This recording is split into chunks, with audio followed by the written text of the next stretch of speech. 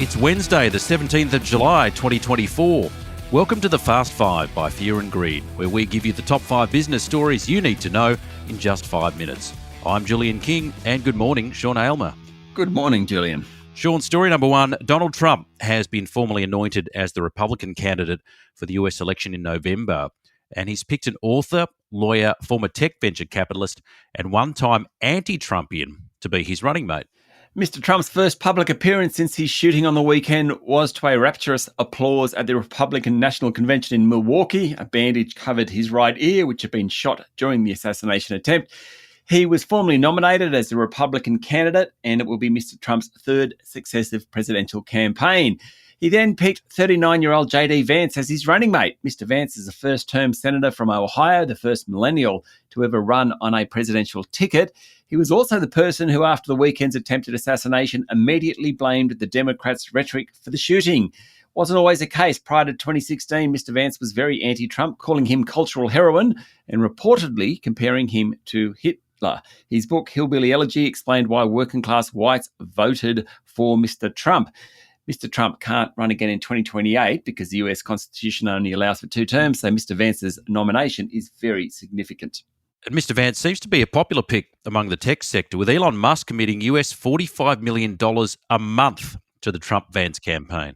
It's a ridiculously large amount of money, far more than anyone else has given. The money will go to a new super political action committee backing Mr. Trump and Mr. Vance. A bunch of backers of that, perhaps the most interesting outside Elon Musk's huge sum, are the Winklevoss twins. They're famous for rowing together in the Olympics in 2008 and then suing Mark Zuckerberg, claiming he stole their idea to create Facebook. Anyway, they're Trump-Vance supporters as well. Story number 2, Rio Tinto has won final Guinean and Chinese government approval for a mega African iron ore project, and first production is slated to begin within 18 months. This is a big deal. Simandou is a massive reserve with an estimated 2 billion tonnes of high-grade iron ore.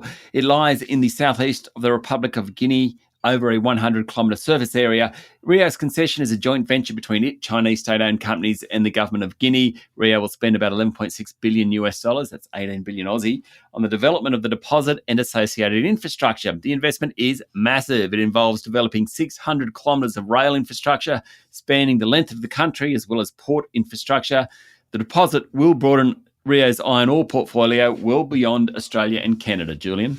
Story number 3, the national head of the CFMEU has described former Victoria branch boss John Setka as a man with integrity and credibility, and says there's no need for an independent inquiry into evidence of criminal links in the construction industry. Zach Smith said the inquiry wasn't necessary because the union can take care of itself. He also said he doesn't believe any construction deal with the government had been achieved through corruption. Mr. Smith told ABC Radio, and I quote, "The union movement is more than capable of dealing with allegations in their own ranks and responding appropriately. External administration and further intervention from government isn't necessary." End quote. Talk about a tin ear. Last night, the Sydney Morning Herald was reporting that the federal government is preparing to appoint an independent administrator to overhaul the CFMEU and clamp down on criminal elements within its ranks, amid growing concern at the damage from unlawful conduct at mammoth building projects.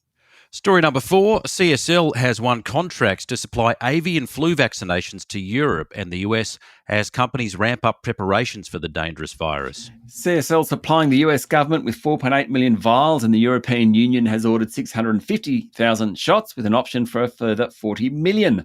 Last month, Finland ordered 20,000 vials, enough to vaccinate 10,000 fur and poultry workers. CSL said governments around the world are now preparing for a potential outbreak of the H5N1 avian flu virus. CSL's vaccines are pre-pandemic. That means they can be rolled out to high-risk groups like poultry and dairy workers, lab staff and healthcare workers well before any pandemic occurs. And on to story number 5, the price of cotton has tumbled as growing competition between the world's biggest producers drives up supply, while cost-conscious shoppers seek out clothes made out of cheaper fabrics.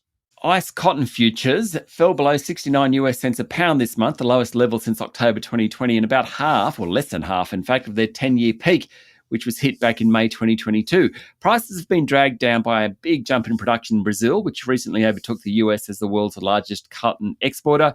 This is important for Australia because we're actually the third biggest exporter. We ship about 5.8 million bales of cotton each year. While Brazil has ramped up production, demand has dropped since the pandemic, with the economic slowdown and rising interest rates squeezing consumers. That's boosted demand for polyester and other man-made fabrics, and cotton has suffered on the demand side as well. That's it, the top 5 business stories in 5 minutes. Thank you, Sean. Thank you, Julian. It's Wednesday, the 17th of July. Remember to hit follow on the podcast, and if 5 minutes isn't enough, then find our longer podcast called Fear and Greed on your podcast platform. I'm Julian King, and that was the Fast 5 by Fear and Greed. Have a great day.